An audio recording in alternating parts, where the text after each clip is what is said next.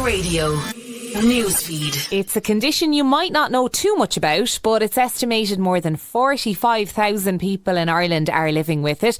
It's epilepsy and it's described as a neurological disorder. Some people who have it are likely to have recurring seizures.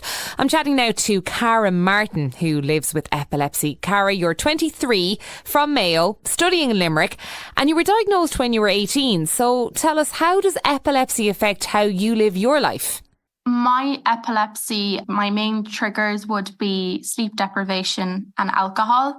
And of course, they're all tied in with being a young adult and being in college. So unfortunately for me, I have to be a lot more responsible within that. And at times it can be very lonely. I think for me, it definitely affected my mental health. But then once I started to get to know Epilepsy Ireland, I got the opportunity to meet a lot more young people and individuals living with epilepsy. And I think that for me really helped, because I was suffering and dealing with my own feelings that no one else understood. But it was nice to talk to other people that kind of got it as well.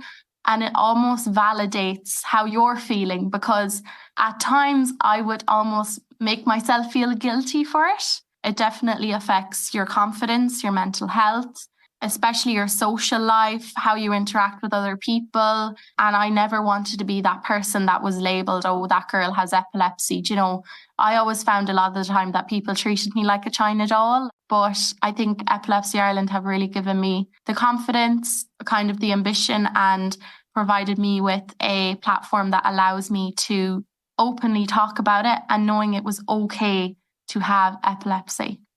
It is International Epilepsy Day today, and Epilepsy Ireland says it's really important we know what to do if someone has a seizure. Cara, from your experience, why is that so important? Yeah, so I think when anyone thinks of seizures, they kind of almost panic.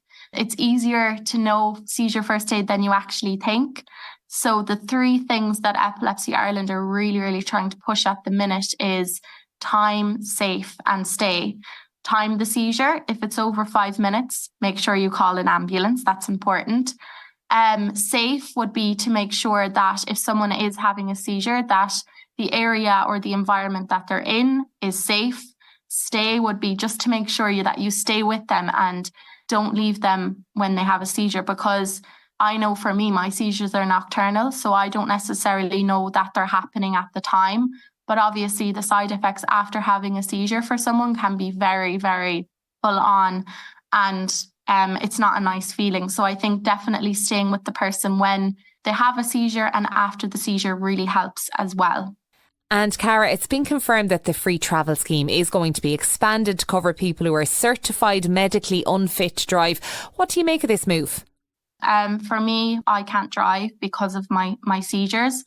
And I think it's a great thing to give people with epilepsy and other conditions that can't drive the opportunity to do that, because like Ireland itself, the transport, there's not an awful lot. So even for me to get down to Limerick alone, it's about a 5-hour trip on 2 buses. And so having the opportunity to have the free travel is brilliant as well, because travel it can be expensive at times. Now, of course, for me, I'm a student at the minute, so that helps. But I think for anyone that does have epilepsy and has the opportunity to have the free travel, that would really, really help.